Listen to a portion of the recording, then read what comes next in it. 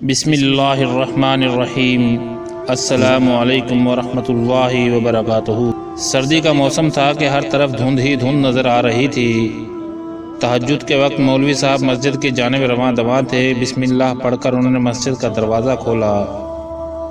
جیسے ہی وہ مسجد میں داخل ہوئے، انہیں مسجد کے برآمدے پر کوئی شخص چادر تان کر لیٹا ہوا دکھائی دیا، تو وہ حیران ہوئے کہ اس وقت کون ہو سکتا ہے۔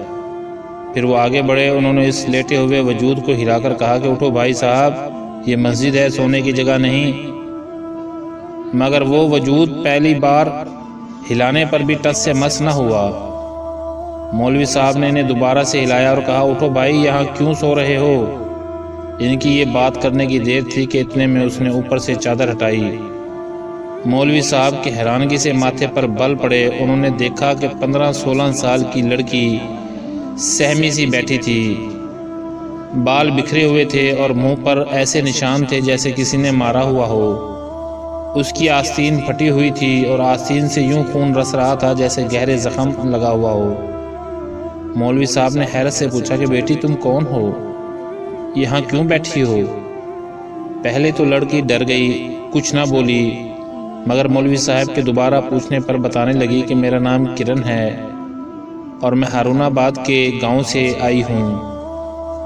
مولوی صاحب نے کہا کہ وہ تو ٹھیک ہے بیٹا، مگر یہاں چھپ کر کیوں بیٹھی ہو؟ لڑکی بولی کہ مولوی صاحب، ہمارے گاؤں میں میرے بھائی سے گناہ سرزد ہو گیا، جس کے بدلے میں پنچایت نے مجھے ورنی میں دینے کا فیصلہ کیا۔ میں تو اس چیز کے لیے تیار نہیں تھی، مگر گھر والوں نے مجھے بہت مارا، مگر میں نہ مانی۔ وہاں سے بھاگ آئی اور مسجد میں پناہ لے لی، کیونکہ یہ تو اللہ کا گھر ہے، یہاں سے تو کوئی نہیں نکال سکتا۔ مولوی صاحب لڑکی کی باتیں سن کر سوچ میں پڑ گئے۔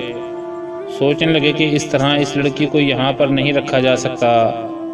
انہوں نے لڑکی سے کہا کہ بیٹی تم خود کو اس چادر میں لپیٹ لو اور میرے ساتھ چلو۔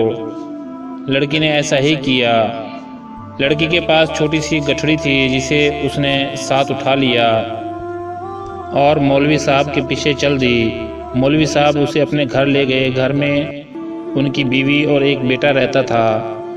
مولوی صاحب کی بیوی پہلے تو لڑکی کو دیکھ کر پریشان ہو گئی، مگر جب مولوی صاحب نے ساری بات بتائی اور کہا کہ اب یہ ہمارے ساتھ رہے گی اور تم اس کا بیٹیوں کی طرح خیال رکھو گی۔ ان کی بیوی بھی انتہائی نیک دل عورت تھی، اس نے اپنے شوہر کی ہاں میں ہاں ملائی۔ مولوی کا بیٹا بھی وہیں موجود تھا۔ اس نے جب لڑکی کو دیکھا اس کا دل تیزی سے دھڑکنے لگا۔ اس نے اتنی معصومیت آج تک کسی چہرے پر نہیں دیکھی تھی۔ وہ ڈری ڈری لڑکی اسی آسمان سے اتری پری لگی۔ مولوی صاحب کی بیوی اسے اپنے گھر کے خالی کمرے میں لے گئی اور کہا اپنا سامان مجھے دے دو بیٹی، میں سنبھال کر رکھ دیتی ہوں۔ مگر کرن کی پس و پیش دیکھ کر مولوی صاحب کی بیوی نے زیادہ اصرار نہ کیا۔ کرن نے تھوڑی ہی دیر کے بعد کپڑے نکالے اور بدل کر باقی سامان کی گٹھڑی الماری میں بند کر دی۔ دوپہر کا کھانا مولوی صاحب، ان کی بیوی، بیٹے اور کرن نے اکٹھے کھایا۔ کرن نے لباس تو تبدیل کیا تھا، مگر چہرے پر زخموں کے نشان ابھی بھی واضح تھے۔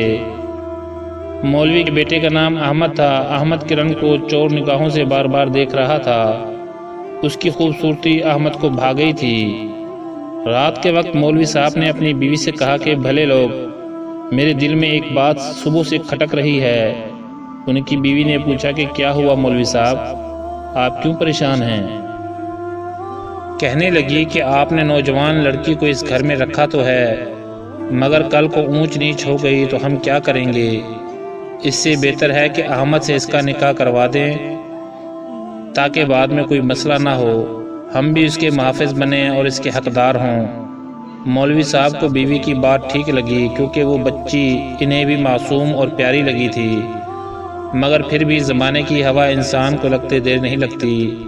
مولوی صاحب نے احمد اور کرن کو اپنے کمرے میں بلایا اور کہا بچوں، میں تم دونوں سے ضروری بات کرنا چاہتا ہوں۔ اللہ نے ہر چیز کا ایک قانون اور قاعدہ بنایا ہے۔ مجھے کرن بٹیا کو یہاں رکھنے پر کوئی اعتراض تو نہیں ہے، یہ ہماری بیٹیوں جیسی ہے، لیکن ہم ایک معاشرے میں رہتے ہیں، لوگ 100 طرح کی باتیں بنا سکتے ہیں۔ اگر تم دونوں راضی ہو تو میں تم دونوں کا نکاح کروا دیتا ہوں، تاکہ بعد میں کسی کے پاس کوئی بات کرنے کو نہ رہے۔ مولوی صاحب کے بیٹے کی تو بانچھیں کھل گئیں، اسے کیا اعتراض ہو سکتا تھا؟ مولوی صاحب نے کرن سے پوچھا تو اس نے شرما کر منہ نیچے کر لیا۔ اس کی خاموشی کو مولوی صاحب نے ہاں سمجھا اور کہا کہ 2-3 دن میں تم دونوں کا نکاح سادگی سے کر دیا جائے گا، اسلام بھی سادگی کو پسند کرتا ہے۔ احمد نے بھی حامی بھر لی۔ اب اس کی خوشی کا کوئی ٹھکانہ نہیں تھا۔ بیٹھے بیٹھے اسے خوبصورت شریک سفر مل گئی تھی۔ گھر میں ایک شادی کے حوالے سے چھوٹی موٹی تیاریاں شروع ہو گئیں۔ مولوی صاحب کی بیوی کرن کو ساتھ لے کر بازار سے چند جوڑے خرید لائیں اور ٹھیک 2 دن بعد چند محلے داروں کی موجودگی میں سادگی سے نکاح کروا دیا گیا۔ احمد تو پہلے سے کرن کو پسند کرتا تھا، اس لیے بہت خوش تھا۔ کرن کو بھی تحفظ کے لیے اس سے بہتر کوئی راستہ نظر نہیں آیا۔ نکاح ہنسی خوشی ہو گیا۔ کرن کو کمرہ عروسی میں لے جا کر بٹھا دیا گیا۔ کرن اپنے کمرے میں صرف ایک چھوٹی سی گٹھڑی سامان کے طور پر لے گئی تھی۔ وہ گٹھڑی اس نے سرہانے کے پاس رکھ دی۔ احمد نے کرن کے حسن کی خوب تعریف کی اور منہ دکھائی میں اسے ایک خوبصورت تحفہ دیا۔ پھر اچانک احمد کی نظر وہاں پڑی گٹھڑی پر پڑ گئی۔ احمد نے کہا کہ یہ کیا ہے، ذرا دکھاؤ تو صحیح۔ کرن نے فوراً گٹھڑی کو اپنے سینے سے لگا لیا اور کہا کہ اس گٹھڑی کو تم ہاتھ نہیں لگا سکتے اور کھول کر تو بالکل نہیں دیکھ سکتے۔ احمد پہلے حیران ہوا، پھر اس نے کہا کہ یہ کیا بات ہوئی؟ تب کرن نے کہا، یوں سمجھو گٹھڑی میں میری جان ہے، اگر تم نے اسے کھولنے کی کوشش کی تو میں مر جاؤں گی۔ احمد اس کی اس بات پر مسکرا دیا اور کہا کہ یہ کیسی بچوں جیسی باتیں کر رہی ہو؟ کرن نے کہا کہ میں سچ کہہ رہی ہوں۔ پھر کرن نے تو ضد شروع کر دی، تم قرآن کی قسم اٹھاؤ کہ تم اسے کبھی ہاتھ نہیں لگاؤ گے اور نہ ہی اس گٹھڑی کے حوالے سے مجھ سے سوال کرو گے۔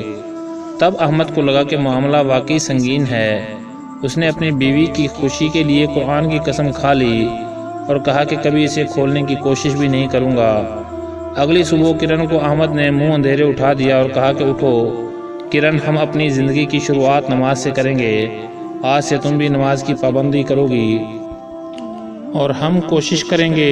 مگر جب میں نے تمہیں گٹھڑی کھلے دیکھا تو مجھے افسوس ہونے لگا کہ کاش یہ حقیقت مجھ پر پہلے آشکارا ہو جاتی۔ بتاؤ کیا وہ سچ ہے جو میں نے دیکھا؟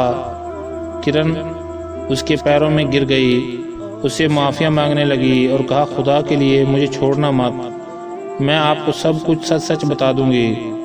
میرا اس دنیا میں کوئی نہیں، اگر آپ نے بھی چھوڑ دیا تو میں کہاں جاؤں گی؟ اس کی آنکھوں سے آنسو بہہ رہے تھے، لیکن احمد پر ان آنسوؤں کا کوئی اثر نہ ہوا۔ احمد بضد تھا کہ پہلے اسے سچ بتایا جائے، ورنہ وہ اس سے بھی بات نہیں کرے گا۔ کرن اس دھمکی سے ڈر گئی اور سب کچھ سچ بتانے پر راضی ہو گئی۔ کہنے لگی، آج میں آپ سے کچھ نہیں چھپاؤں گی، اپنی ساری حقیقت بتا دوں گی۔ ایک لمحے کے لیے رکی اور بولی کہ میرا تعلق برہمن گھرانے سے تھا، مگر میں ایک مسلمان لڑکے کی محبت میں گرفتار ہو گئی۔ وہ لڑکا بھی آپ کی طرح مولوی کا بیٹا تھا۔ میرے گھر والے اس سے شادی کرنے پر بالکل راضی نہ تھے۔ وہ کہتے تھے کہ اگر تم نے کسی مسلمان سے شادی کی تو تمہیں مذہب بدلنا پڑے گا، پھر تمہیں دیوتا سزا دیں گے۔ مگر میں نے اپنے گھر والوں کی ایک نہ سنی اور لڑکے کے کہنے پر مسلمان ہو گئی، پھر اس سے شادی کر لی۔ مگر اس لڑکے کے گھر والے مجھے بالکل پسند نہیں کرتے تھے۔ اس کی ماں سارا دن مجھ سے گھر کا کام کرواتی۔ ایک دن انہیں پتہ چلا کہ میں ماں بننے والی ہوں تو انہوں نے ایسی سازش رچائی کہ میرا بچہ دنیا میں آنے سے پہلے ہی مر گیا۔ مجھے شوہر کی ماں سے شدید نفرت ہونے لگی۔ ایک دن میرا شوہر کسی کام سے گھر سے باہر گیا ہوا تھا۔ اچانک میرے سسر کمرے میں داخل ہوا اور کہنے لگا، تمہارے شوہر کا فون آیا ہے، اس کی دوسرے شہر میں ایک پکی نوکری لگ گئی ہے، وہ چاہتا ہے کہ تم بھی اس کے پاس آ جاؤ۔ یہ سن کر مجھے بہت خوشی ہوئی۔ میں خوشی خوشی اپنا سامان باندھنے لگی۔ اگلے روز شام کے وقت میرے سسر نے ایک گاڑی والے کو بلایا اور کہا کہ یہ ہماری بہو ہے، اسے اس پتے پر چھوڑ آنا۔ میں سب کو الوداع کہتی گاڑی میں بیٹھ گئی۔ گاڑی تو جیسے کسی لمحے سفر پر روانہ ہو گئی۔ ایک ویرانے میں گاڑی والے نے گاڑی روکی، ساتھ ہی ایک اور گاڑی آ کر رکی، جس میں سے 2 آدمی اور 2 عورتیں باہر آئیں۔ میں نے پوچھا، تم لوگ کون ہو؟ میرا شوہر کہاں ہے؟ انہوں نے کہا کہ بی بی کون سا شوہر؟ تمہارے باپ نے 20 لاکھ میں تمہیں بیچ دیا ہے، اب تم ہمارے ساتھ جاؤ گی۔ میں تو یہ سن کر ہی ڈر گئی، مگر میرے پاس اور کوئی چارہ نہیں تھا۔ چپ چاپ ان کی گاڑی میں بیٹھ گئی۔ وہ کسی بڑی سی عمارت میں جا رکے، مجھے اپنے ساتھ چلنے کا کہا۔ میں چپ چاپ ان کے ساتھ چلتی رہی، جانتی تھی کہ یہ سب میرے دیوتاؤں کو ناراض کرنے کی وجہ سے ہو رہا ہے۔ جیسے ہی وہ لوگ سوئے، میں وہاں سے بھاگنے کے لیے اٹھ کھڑی ہوئی۔ میں نے اپنا سامان اٹھایا اور وہاں سے نکلنے لگی۔ ان کی ایک عورت نے کافی شور مچایا اور مجھے پکڑا، مگر میں نے اس کے بازوں پر زور سے کاٹا اور وہاں سے نکلنے میں کامیاب ہو گئی۔ پھر سبھی جاگ گئے۔ گرتے پڑتے میں وہاں سے گھنی جھاڑیوں کی طرف مڑ گئی۔ جھاڑی میں چھپنے کی وجہ سے چند خاردار جھاڑیاں میرے بازو میں لگیں اور میں زخمی ہو گئی۔ ساتھ ہی مجھے مندر کی گھنٹیوں کی آواز سنائی دی۔ میں فوراً اس طرف چلی گئی اور اپنے بھگوان سے گڑ گڑا کر معافیا مانگنے لگی۔ وہاں سے میں نے پنڈت جی سے ایک مورتی لی اور اسے اپنے چند کپڑوں کے ساتھ ایک گٹھڑی میں باندھ دیا۔ میرے اندر بدلے کی آگ بھڑک رہی ہے۔ میں نے سوچ لیا تھا کہ میں پھر کسی مولوی کے بیٹے سے شادی کروں گی، اس کا بچہ پیدا کروں گی اور اسے ہندو بناؤں گی۔ پھر اس نے کہا کہ میں اس پہر مسجد کی تلاش میں کھڑی ہو گئی اور ایک مسجد میں پناہ لے لی۔ پھر آپ کے بابا مجھے گھر لے آئے اور آپ سے میرا نکاح کروا دیا۔ اس وقت میرے اندر بدلے کی ہوس بالکل مکمل پروان چڑھ چکی تھی۔ میں نے بہت کوشش کی کہ جلد از جلد اولاد ہو جائے، مگر میری کوشش ناکام رہی۔ میں آپ سے چھپ کر ہر ہفتے کی رات کو بتوں کو پوجنے اس نہر کے کنارے جاتی تھی، مگر آپ کے گھر والوں کے اخلاق کی وجہ سے کہیں کہیں میرا دل موم ہوتا جا رہا تھا۔ مجھے اس چیز کا احساس ہو رہا تھا کہ سب مسلمان برابر نہیں ہوتے، مگر جس دن میری طبیعت خراب ہوئی اس روز امی ابو کی محبت نے میری سوچ یکسر بدل کر رکھ دی۔ کرن کی آنکھوں سے ٹپ ٹپ آنسو گر رہے تھے۔ اس نے کہا کہ میں نے نماز پڑھنا شروع کر دی، قرآن بھی سیکھنا شروع کر دیا۔ آج میں صدقے دل سے مسلمان ہونا چاہتی ہوں، اسی لیے میں نے اس گٹھڑی سے بت کو نکال کر نہر میں بہا دیا تھا کہ اب میں حقیقی خدا کی عبادت کر سکوں۔ یہ سب باتیں سن کر احمد کو پہلے تو غصہ آیا۔ اس نے کہا کہ تم نے مجھ سے گناہ کروایا، ایک مسلمان ایک ہندو سے شادی نہیں کر سکتا، انجانے میں مجھ سے گناہ ہو گیا۔ کرن نے ہاتھ جوڑ کر معافی مانگی اور کہا تم مجھے معاف کر دو، میں نے تمہارا دل دکھایا۔ وہ گڑ گڑا رہی تھی۔ اس کے ہاتھوں کی لرزش اس بات کی گواہی دے رہی تھی کہ وہ سچ مچ اپنے اعمال پر شرمندہ ہے۔ احمد کو اس کے آنسوؤں میں سچائی دکھائی دی۔ اس نے کرن کو کلمہ شہادت پڑھایا اور اس کی تمام تر کوتاہیاں معاف کر کے اسے قبول کر لیا، کیونکہ وہ جانتا تھا کہ اللہ جب چاہے کسی کو بھی ہدایت دے سکتا ہے، اور اس کی آنکھیں آنسوؤں سے تر تھیں اور دل اللہ کی بڑائی بیان کر رہا تھا۔ معزز سامعین، اگر آپ کو ہماری آج کی ویڈیو اچھی لگی ہو تو کائنڈلی آپ ہمارے یوٹیوب چینل کو سبسکرائب کر لیں اور ویڈیو کو لائک اور شیئر بھی ضرور کریں۔